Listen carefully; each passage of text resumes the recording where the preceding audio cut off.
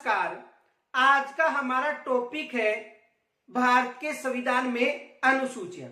तो पीछे हमने अनुसूची 76 का अध्ययन कर लिया था और आज हम जो अनुसूची 7 है जिसमें केंद्र व राज्य की शक्तियों के बंटवारे का उल्लेख यानी संघ सूची, राज्य सूची और समवर्ती सूची का उल्लेख है। तो आज हम जो अनुसूची 7 है, देखो अनुसूची 7 की बात करें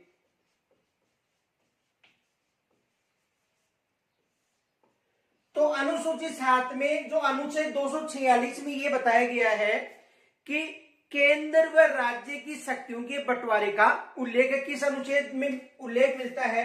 देखो अनुच्छेद 246 में केंद्र व राज्य की शक्तियों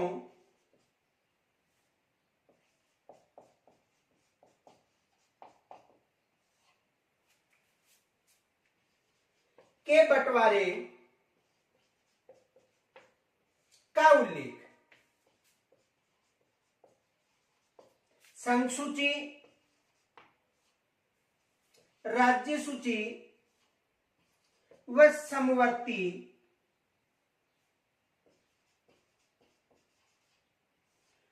सूचियों का उल्लेख है।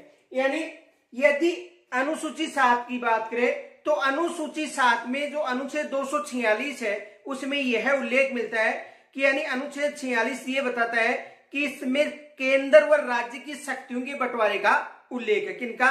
केंद्र व राज्य की शक्तियों का, जैसे संघ सूची हो गई, राज्य सूची हो गई और समवर्ती सूची। तो यानी अनुसूची 7 में जो केंद्र व राज्य है इनकी शक्तियों के बंटवारे का उल्लेख है। एक तो हो गई संघ सूची, दूसरी राज्य सूची और तीसरी हो गई समवर्ती सूची। यदि मूल संविधान की बात करें तो संघ सूची में 97 विषय थे। यदि संघ सूची की बात करें तो संघ सूची में कितने विषय थे? 97 विषय थे। और यदि राज्य सूची की बात करें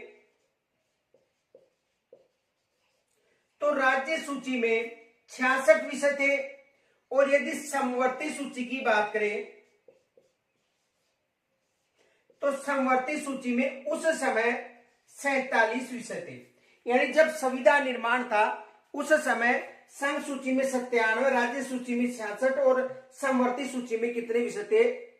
47 विषय थे। देखो वर्तमान में विषय तो वही है 97, लेकिन उप विषय के रूप में वर्तमान की बात करें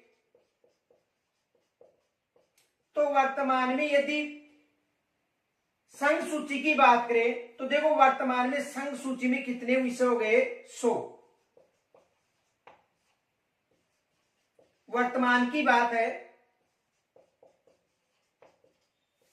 और यदि राज्य सूची के 5 विषय समवर्ती सूची में स्थानांतरित कर दिए तो इसमें कितने विषय हो गए?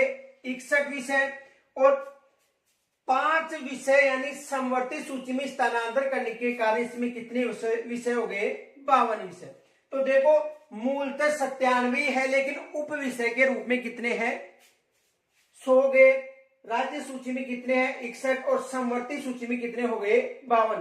पहले राज्य सूची में 66 थे और समवर्ती सूची में कितने थे? 47। देखो ये जो संघ सूची, राज्य सूची और समवर्ती सूची का जो प्रारूप था ये 1935 के शासन अधिनियम के अनुसार ग्रहण किया गया था। किस शासन अधिनियम के अनुसार? यानी जो 1935 का भारत का शासन अधिनियम था इसके अनुसार ये जो 7वीं जो अनुसूची है जिसे संघ सूची और राज्य सूची व समवर्ती सूची में विभाजित किया गया है, तो ये प्रारूप का जो संविधान अधिनियम था 1935, यानी जो 1935 का शासन अधिनियम था उसके प्रारूप के अनुसार यहाँ पर ग्रहण किए गए। तो एग्जाम में प्रश्न आ सकता है कि समवर्ती सूची या संघ सूची या राज्य सूची का उल्लेख किस अनुसूची में? अनुसूची 7 में है। अब देखो एक तो विशेष याद रखना कि जो अनुसूची 7 है इसमें संघ सूची के विषय इन पर केंद्र का अधिकार होता है। राज्य सूची पर राज्यों का अधिकार होता है और समवर्ती सूची पर केंद्र व राज्यों का अधिकार होता है। तो यानी प्रश्न आ सकता है कि संघ सूची, राज्य सूची व समवर्ती सूची का जो विषय है इनका उल्लेख किस अनुसूची में, तो किस अनुसूची में, अनुसूची 7 में, ये याद रखना। तो यहां तक स्क्रीनशॉट ले सकते हो।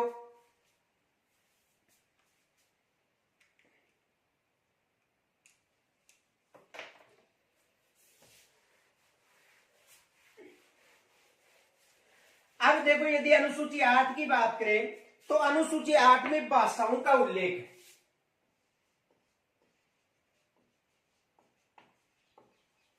अनुसूची 8 में किसका उल्लेख है? भाषाओं का।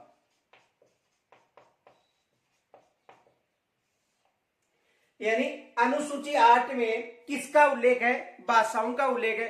जब संविधान का निर्माण हुआ था या मूल संविधान की बात करें उस समय भारतीय अनुसूची में जो 8 अनुसूची है इसमें केवल 14 भाषाओं का उल्लेख था।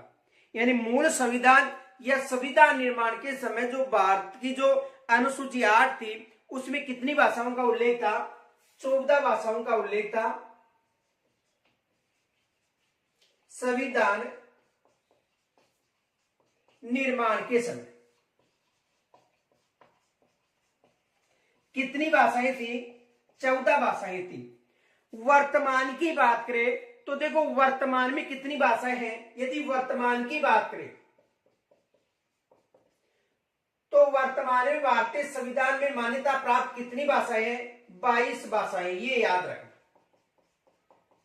पहले कितनी भाषाएं थी? देखो मूल संविधान के निर्माण के समय या निर्माण के समय केवल 14 भाषाएं थी, लेकिन यदि वर्तमान की बात करें तो संविधान में मान्यता प्राप्त कितनी भाषाएं हैं? 22 भाषाएं हैं। अब यहां से एग्जाम में प्रश्न जरूर बनता है कि संविधान निर्माण के समय कौन सी भाषाएं थी, बाद में किस संविधान संशोधन के द्वारा भाषाओं को शामिल किया गया था। तो देखो यदि संविधान निर्माण के समय इन 14 भाषाओं की बात करें तो देखो एक तो थी हिंदी, दूसरी भाषा थी संस्कृत, तीसरी भाषा थी उर्दू, चौथी भाषा थी पंजाबी, पांचवी भाषा थी गुजराती,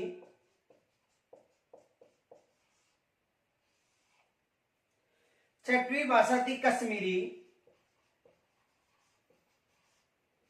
देखो हिंदी थी उस समय, संस्कृत भी थी मूल में, उर्दू भी थी, पंजाबी थी, गुजराती थी, कश्मीरी थी, सातवीं भाषा थी मराठी,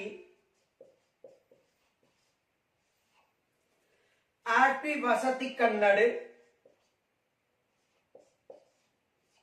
नौवीं भाषा थी मलयालम,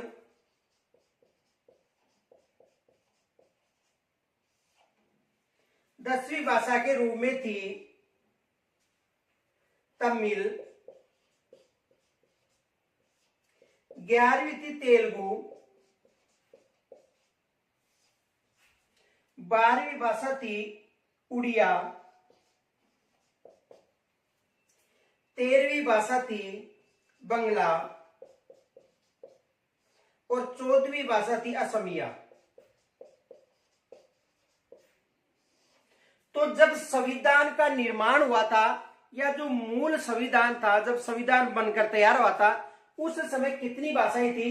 केवल 14 भाषा थी।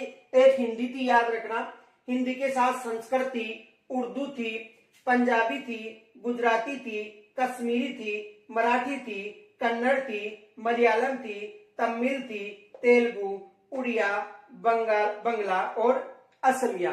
तो ये उस समय कितनी भाषाएं थी? 14 भाषाएं थी। ये याद रखना, एग्जाम में प्रश्न बन सकता है। जैसे 15 से लेकर जो 22 तक भाषा थी उनमें से एक ऑप्शन दिया जा सकता है। प्रश्न ये बन सकता है कि निम्न में से मूल संविधान में कौन सी भाषा नहीं थी। तो यदि ये 14 भाषा याद है तो आपको वहां पर आसान रहेगा। तो याद रखना, देखो हिंदी, संस्कृत, उर्दू, पंजाबी, गुजराती, कश्मीरी, मराठी, कन्नड़, मलयालम, तमिल, तेलुगु, उड़िया, बंगला व असमिया। ये मूल संविधान में उस समय 14 भाषाएं थी। उसके बाद देखो जो 15वीं भाषा थी सिंधी भाषा, 15वीं भाषा कौन थी जी? सिंधी भाषा। 21वें संविधान संशोधन की बात करें 1967 में हुआ था, तो 21वें संविधान संशोधन 1967 में जो हुआ था उसके अनुसार 15वीं भाषा शामिल की गई थी और उसका नाम था सिंधी। तो पहले यहां तक आप स्क्रीनशॉट ले सकते हो।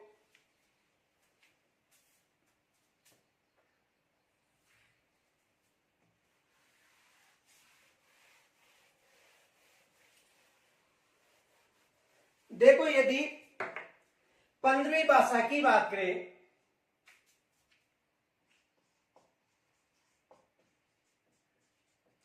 तो 15वीं भाषा के रूप में किस भाषा को शामिल किया गया था? सिंधी भाषा। यानी भारतीय संविधान में जो 15वीं भाषा थी उसके रूप में किसे शामिल किया गया था? सिंधी को। अब यहां से देखो ये भाषा सिंधी जब शामिल हुई थी यानी 1967 की बात है। कब की बात है? 1967। और 1967 में 21वें संविधान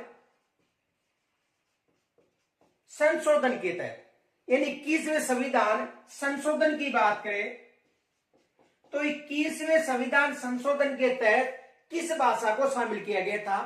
सिंधी भाषा को। तो प्रश्न बन सकता है कि मूल संविधान में कौन सी भाषा नहीं थी? तो 14 भाषा में 3 वो ऑप्शन दे दिए जाएंगे और ये कौन सा दे दिया जाएगा? सिंधी, या आगे जो भाषा है उनका उल्लेख दिया जा सकता है। तो मूल संविधान में यानी मूल संविधान के बाद किस संविधान संशोधन द्वारा? तो 21वें संविधान संशोधन के द्वारा कौन सी भाषा शामिल की गई थी? सिंधी भाषा। तो यहां से भी एग्जाम में प्रश्न बन सकता है। अब देखो यदि 16, 17 और 18 भाषाओं की बात करें तो इसमें देखो एक सूत्र याद रखना, इस सूत्र के आधार पर आपको जल्दी याद हो जाएंगे। देखो कौम ने, ये सूत्र याद रखना, कौम ने, को का मतलब है कोंकणी,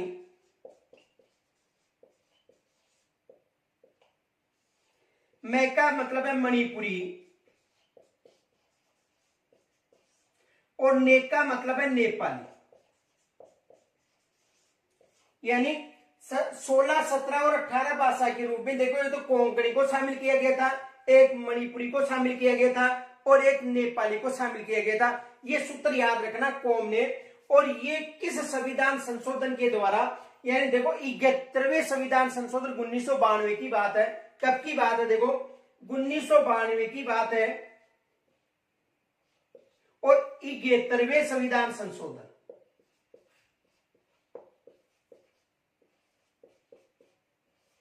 किस संविधान संशोधन यानी 1992 में जो 71वां संविधान संशोधन था इसके आधार पर 3 भाषाएं शामिल की गई थी। कौन सी थी?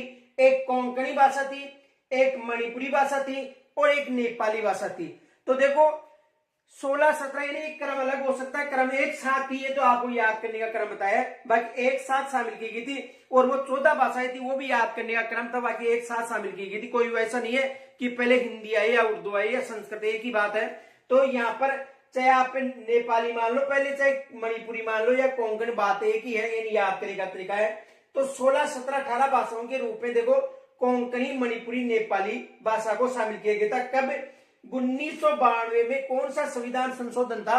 71वें संविधान संशोधन के तहत 3 भाषाओं को और शामिल किया गया। और कितनी भाषाएं हो गई थी? 18 भाषाएं।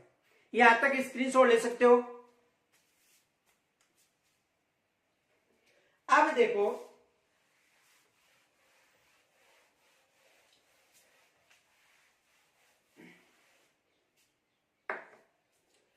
देखो 18 के बाद में 19, 20, 21 व 22 भाषाओं की बात करें तो इनका भी एक सूत्र है, याद रखना। पहले तो देखो ये भाषाएं थी वो कब? यानी 2003 में 92वें संविधान संशोधन के द्वारा इनको शामिल किया गया था, ये भी याद रखना। तो देखो एक सूत्र है, बूढ़ी डोकरी की थाली में मेथी, ये सूत्र याद रखना।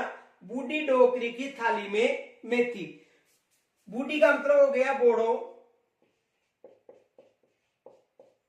डोकरी का मतलब हो गया डोगरी,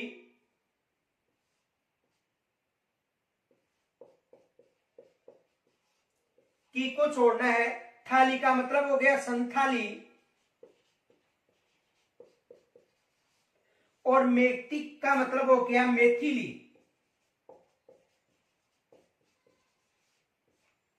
तो कितनी भाषाएं हो गई? देखो 19, 20, 21 और 22 भाषाएं। ये भाषाएं देखो 2003 की बात है। 2003 में 92वां संविधान संशोधन हुआ था।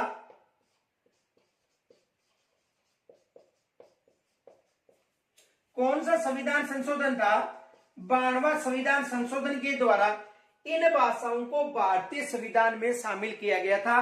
और वर्तमान में कितनी भाषाएं हो गई? 22 भाषाएं। तो देखो मूल संविधान की भाषा याद रखनी है। बाकी यदि मूल संविधान की भाषा न याद रहती है तो सूत्र के द्वारा ये भाषा भी याद रहती है, तो आप वहां पर प्रश्न सही कर सकते हो। अब देखो इनसे संबंधित प्रश्न कौन कौन से बनते हैं, क्योंकि यहां से एग्जामिनर जरूर प्रश्न बनाता है। तो पहले आप यहां तक स्क्रीनशॉट ले सकते हो।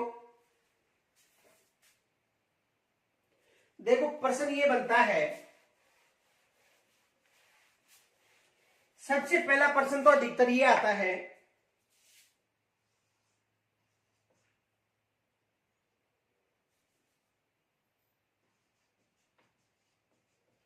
अनुसूची 8 में किस भाषा का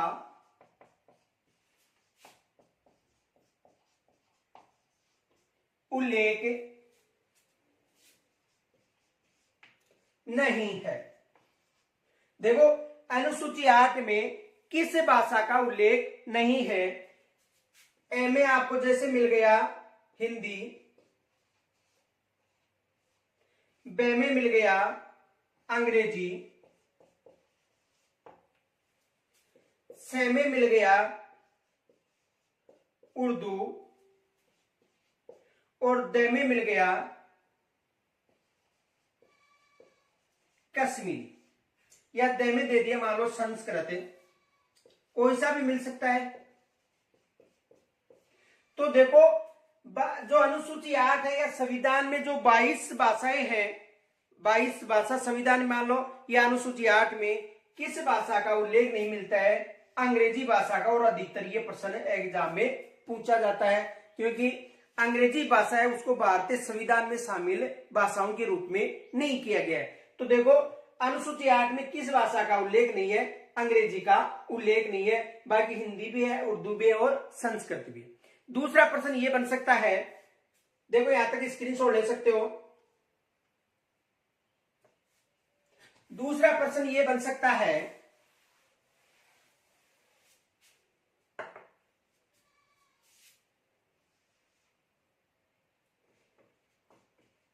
निम्न में से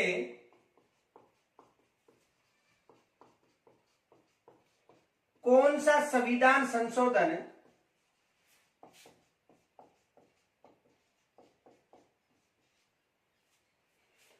भाषाओं से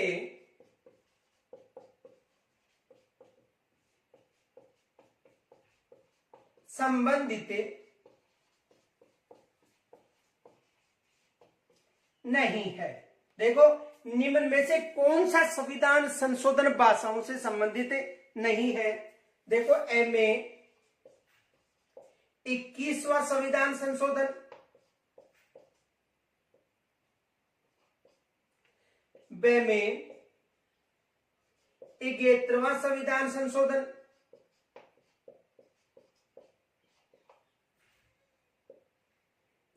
से में 12वां संविधान संशोधन, और दे में 100वां संविधान संशोधन। तो प्रश्न आ सकता है कि निम्न में से कौन सा संविधान संशोधन भाषाओं से संबंधित नहीं है, या निम्न में से कौन सा संविधान संशोधन भाषाओं से संबंधित नहीं है? तो देखो 21वीं में कौन सी भाषा शामिल की गई थी? सिंधी भाषा की गई थी। इगेत्र में 3 भाषा, आपको सूत्र बताया था कौम ने, यानी कोंकण, मणिपुरी और नेपाली। 92वें संविधान संशोधन में 4 भाषा थी, सूत्र बताया था बूढ़ी डोगरी की थाली में मेथी, यानी बोडो, डोगरी, संताली और मैथिली। लेकिन एग्जामिनर ऐसा प्रश्न बना सकता है क्योंकि जो फर्स्ट ग्रेड की जो एग्जाम है उसमें ऐसे ही प्रश्न फिलहाल पूछे जा रहे हैं, तो याद रखना ऐसे एग्जामिनर प्रश्न बना सकता है क्योंकि उसे सब याद रहता है। तो 21वां, 71वां, 92वां और 100वां से बात करें तो ये न्यायालय संबंधित है, यानी इसमें ये 3 संविधान संशोधन किससे संबंधित है? भाषाओं से संबंधित।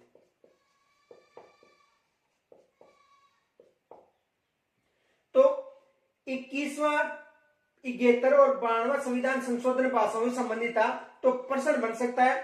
और ये जो 100वां संविधान संशोधन की बात करें तो ये भारत और नेपाल, भारत और जो बांग्लादेश था उसके मध्य जो भूमि संबंधी विवाद था उससे संबंधित संविधान संशोधन कौन सा था? 100वां संविधान संशोधन। यानी भारत और बांग्लादेश के मध्य जो 3 बीघा गलियारा लेकर जो विवाद था, उस विवाद से संबंधित जो संविधान संशोधन कौन सा था? 100वां संविधान संशोधन।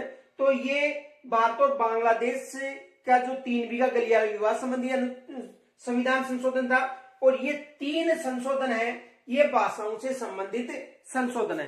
तो यहां तक यानी जो समस्या है ये मुझे कमेंट से जरूर बताना कि यहां तक कोई समस्या हो तो।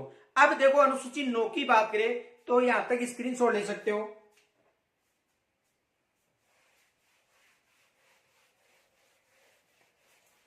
देखो अनुसूची 9 की बात करें तो अनुसूची 9 में देखो इस अनुसूची को प्रथम संविधान संशोधन 1951 के द्वारा शामिल किया गया था। एक तो ये विशेष याद रखना, प्रथम संविधान संशोधन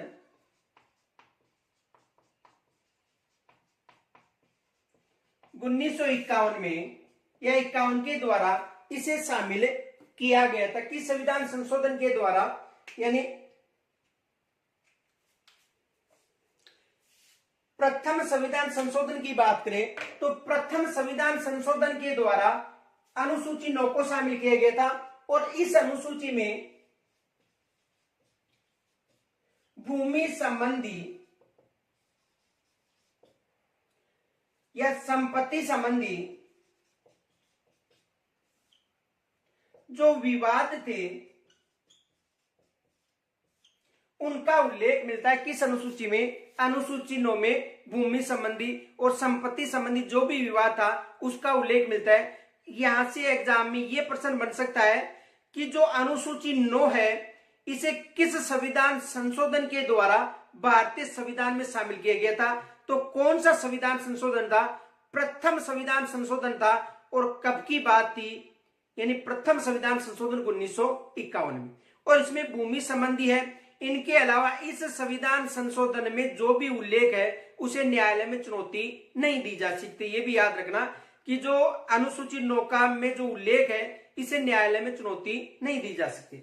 यदि अनुसूची 10 की बात करें,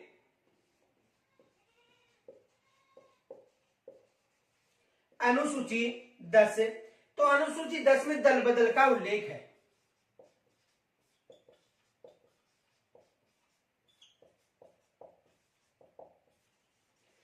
यानी अनुसूची 10 की बात करें तो अनुसूची 10 में दल बदल संबंधी उल्लेख है। और इसे 52वें संविधान संशोधन के द्वारा, 52वां संविधान संशोधन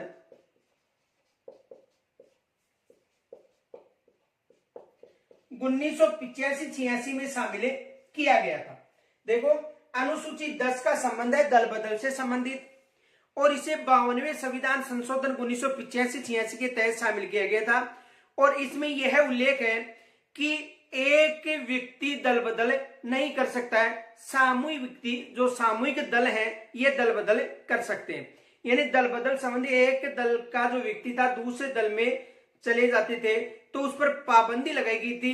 इसके कारण 52वां संविधान संशोधन किया गया 1985-86 में। और इसमें यह उल्लेख मिलता है कि एक व्यक्ति एक दल से दूसरे दल में नहीं जा सकता है, सामूहिक दल एक दल से दूसरे दल में जा सकता है। और इसका जो अंतिम निर्णय है यदि संसद की बात करें तो लोकसभा अध्यक्ष के द्वारा किया जाएगा, और यदि विधानसभा की बात करें तो विधानसभा के अध्यक्ष द्वारा इसका अंतिम निर्णय किया जाता है, किसका, दल बदल का। तो दल बदल संबंधी अनुसूची कौन सी है, 10वीं, और यह 52वें संविधान संशोधन से इसका संबंध है। और कब की बात है, 1985-86। और इस समय ये जब कानून आया था, इस समय भारत के प्रधानमंत्री कौन थे, ये आपको मुझे कमेंट्स के द्वारा बताना है कि इस समय भारत के प्रधानमंत्री कौन थे। प्रश्न पूछा जा सकता है कि जब दल बदल संबंधी कानून अधिनियम पारित किया गया था उस समय भारत के प्रधानमंत्री कौन थे। तो उस समय भारत के प्रधानमंत्री कौन थे आपको कमेंट्स के द्वारा मुझे बताना है। तो यहां तक स्क्रीनशॉट ले सकते हो।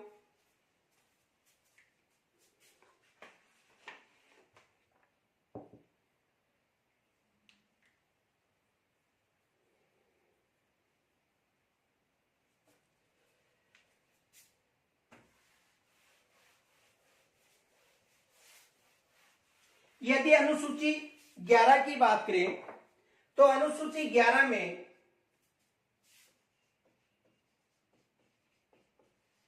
पंचायती राज अधिनियम का उल्लेख है। किस अनुसूची में, अनुसूची 11। किसका उल्लेख है, पंचायती राज अधिनियम का।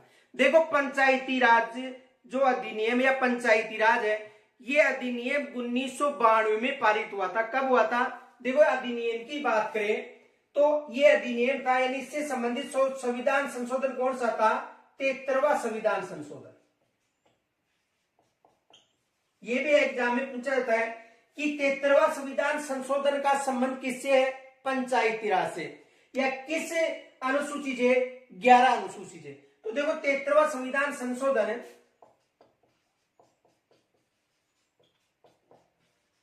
1992 में पारित हुआ था। पारित की बात करें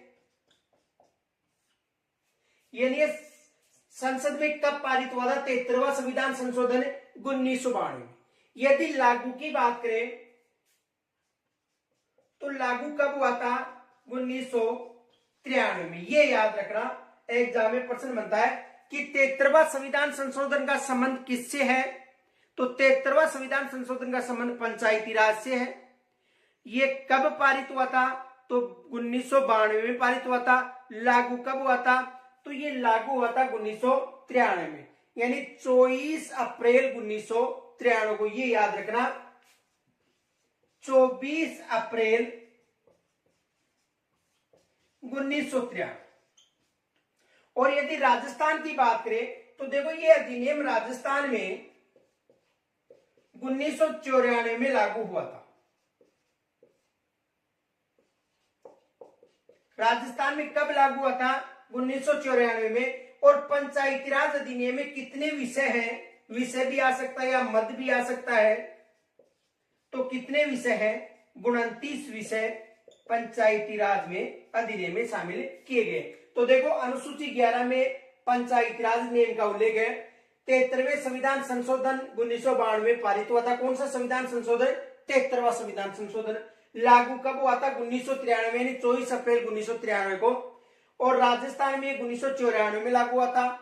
और इसमें विषय या मद कितने हैं, 29। और त्रिस्तरीय पंचायती राज व्यवस्था है। संबंधी जो पंचायती राज अधिनियम है ये 73वां संविधान संशोधन 1992 लागू कब हुआ था, 1993 में।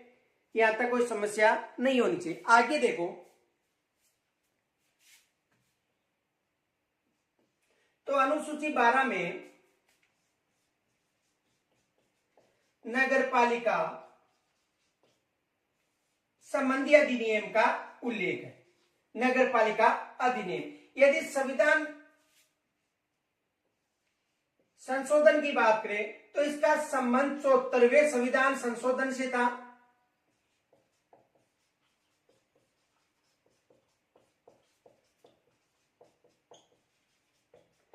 इसका संबंध यानी देखो अनुसूची 12 में नगर पालिका अधिनियम संबंधी या नगर पालिकाओं के संबंधी उल्लेख है। और ये 74वां संविधान संशोधन के द्वारा पारित हुआ था। कब पारित लागू हुआ था, देखो पारित की बात करें तो ये पारित कब हुआ था, 1992 में। कब पारित हुआ था? 1992 में पारित हुआ था। यदि लागू की बात करें तो ये लागू कब हुआ था? 1993 में। यानी लागू कब हुआ था? 1993 में। और इसमें विषय कितने हैं? देखो विषय या मद भी पूछे जा सकते हैं। तो इसमें विषय कितने हैं? 18 विषय। किसमें? नगर पालिका में। तो देखो ये नगर पालिका अधिनियम से संबंधित कौन सी अनुसूची है? 12वीं अनुसूची है। कौन सा संविधान संशोधन था? देखो एक जो 74वां संविधान संशोधन संबंधी था।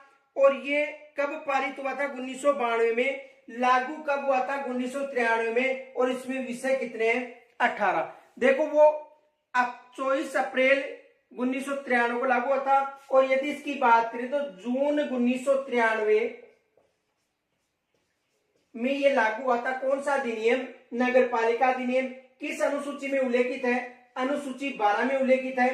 तो ये जो 74वां संविधान संशोधन पूछा जा सकता है, 73वां संविधान संशोधन पूछा जा सकता है, या ये भी पूछा जा सकता है कि 73वें संविधान संशोधन में कितने विषय थे, 74वें संविधान संशोधन में कितने विषय थे। तो देखो ये जो अनुसूची है यहां से चाहे सेकंड ग्रेड हो या फर्स्ट ग्रेड, एक प्रश्न जरूर पूछा जाता है। और प्रश्न मैंने आपको बता दिया कैसे प्रश्न बन सकते हैं। तो यहां तक यदि कोई समस्या हो मुझे कमेंट्स के द्वारा जरूर बताना। फिर हम कल मिलेंगे, तब तक के लिए नमस्कार।